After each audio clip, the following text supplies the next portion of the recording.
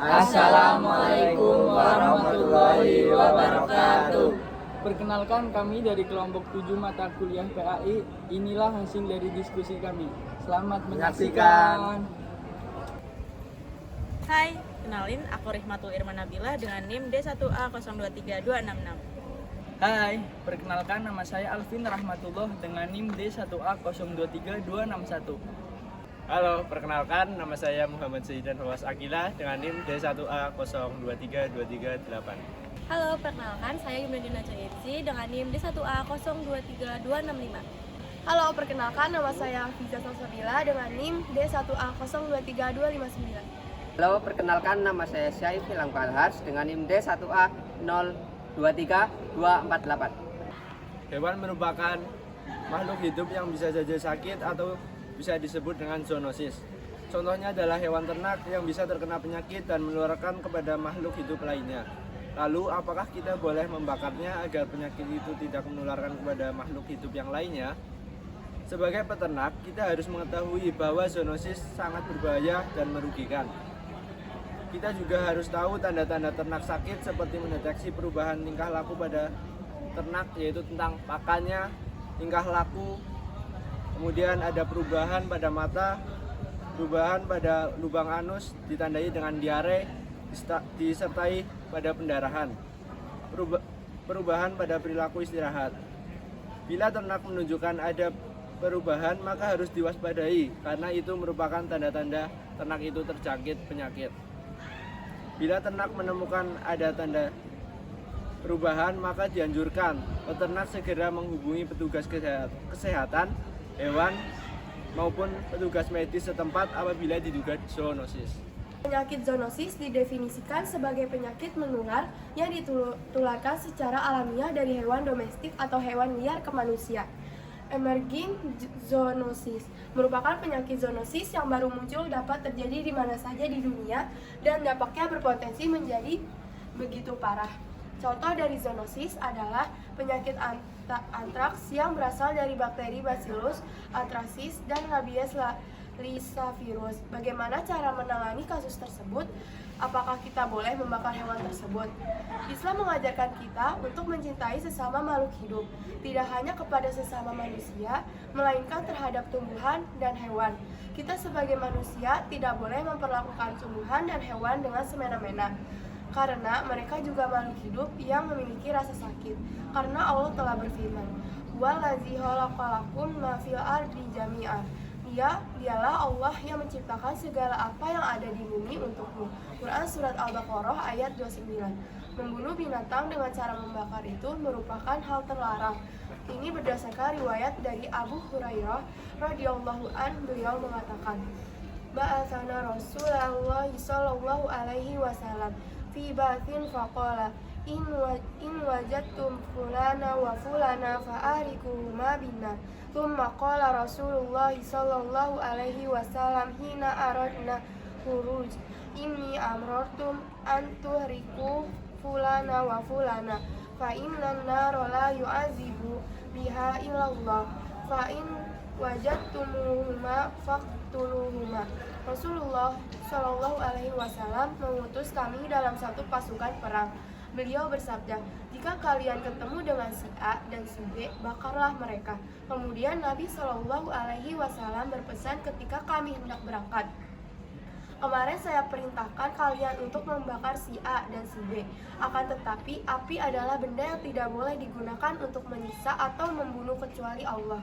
Jika kalian ketemu mereka, bunuhlah." Hadis riwayat Bukhari nomor 3016.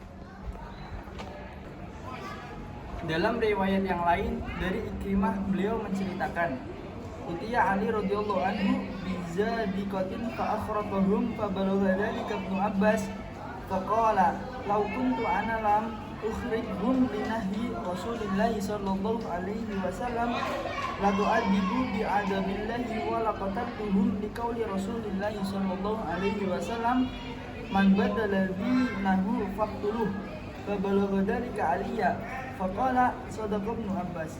Artinya, di bawah kehadapan Khalifah Ali radhiyallahu anhu, orang Siddiq beberapa mengatakan mereka mengkultuskan Ali dan menganggapnya sebagai Tuhan. Lalu Ali bin Abi Thalib membakar mereka. Berita ini pun sampai kepada Ibnu Abbas radhiyallahu anhu, lalu beliau berkata, "Kalau aku tidak akan membakar mereka karena Rasulullah Shallallahu alaihi wasallam melarangnya dalam sabda beliau. Janganlah kalian menyiksa dengan siksaan Allah, namun aku tetap akan membunuh mereka berdasarkan sabda Rasulullah Shallallahu alaihi wasallam, barang siapa mengganti agamanya maka bunuhlah." Ucapan Ibnu Abbas itu pun sampai kepada Ali, dan Ali berkomentar, "Benar apa yang dikatakan Ibnu Abbas." Hadis riwayat Bukhari, Nasai, Tirmizi, Abu Daud. Najma Az-Zawaid nomor 6 271 menyebutkan bahwa kita diperbolehkan membakar binatang yang sudah mati berdasarkan riwayat bahwa Ali bin Abi Thalib radhiyallahu anhu pernah membakar tikus setelah beliau membunuhnya. Dokter hewan dari Fakultas Kedokteran Hewan Universitas Gadjah Mada, Agnesia Endang Trihasuti Wahyuni mengatakan sangat penting untuk menangani bangkai hewan yang terpapar antraks dengan tepat. Hal ini dilakukan agar bakteri tidak tercecer hingga menjadi spora antraks.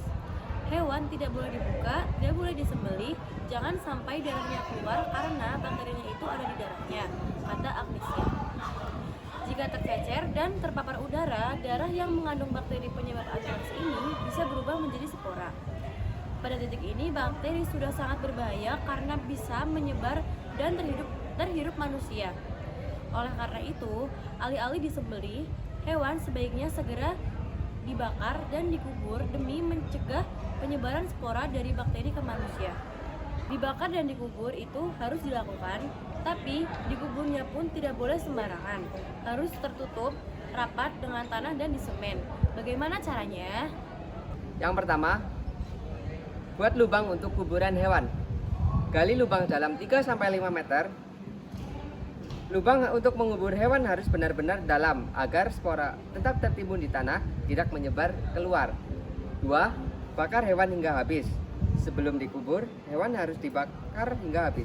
Sisa abunya langsung dikubur di lubang yang telah digali. Yang ketiga, tutup lubang dengan semen setelah hewan dibakar dan dikubur. Gunanya agar ketika hujan atau terkena aliran air, kuburan tidak rusak dan lubang akan tetap terkubur. Dengan begitu, bakteri akan tetap tertimbun di dalam tanah. Dan yang keempat, jangan gunakan area bekas kuburan hewan antraks. Kuburan bekas hewan antraks tidak boleh digunakan dalam jangka waktu lama. Malah sebaiknya lokasi tersebut harus diberi tanda agar dijauhi oleh semua orang. Hewan yang terkena penyakit zoonosis dapat ditangani dengan pemberian vaksinasi kepada hewan terpapar. Namun apabila hewan tersebut sudah terkena penyakit zoonosis parah, dapat dilakukan dengan cara mengisolasi atau memisahkan hewan yang terkena zoonosis dengan hewan yang sehat, serta dijauhkan dari manusia. Apabila hewan terkena zoonosis sudah mati, baru bisa dibakar dan harus dilakukan penguburan agar virus atau bakteri tidak menyebar ke makhluk hidup lainnya. Penanganan hewan yang terkena zoonosis harus dilakukan oleh tim medis dengan menggunakan APD atau alat pelindung diri lengkap. Kita, sebagai calon sarjana peternakan muslim, harus bisa menangani kasus tersebut dengan ketentuan Islam, yakni tidak boleh membakar hewan karena tindakan tersebut menyiksa hewan. Jadi, menurut kelompok kami tetap pada aturan dalam Islam yang tidak memperbolehkan memusnahkan hewan yang terkena zoonosis dengan cara dibakar karena itu merupakan suatu bentuk penyiksaan pada hewan tersebut. Sesuai dengan hadis yang tadi sudah dijelaskan oleh anggota kelompok kami. Cara terakhir yang bisa dilakukan adalah ditangkap dengan jaring atau tali dan hewan tersebut dikandangkan dengan kandang khusus. Hal tersebut bertujuan agar hewan tidak menyerang dan menggigit hewan lain atau manusia. Mungkin sekian dari kelompok kami, kurang lebihnya mohon maaf. Wassalamualaikum warahmatullahi wabarakatuh.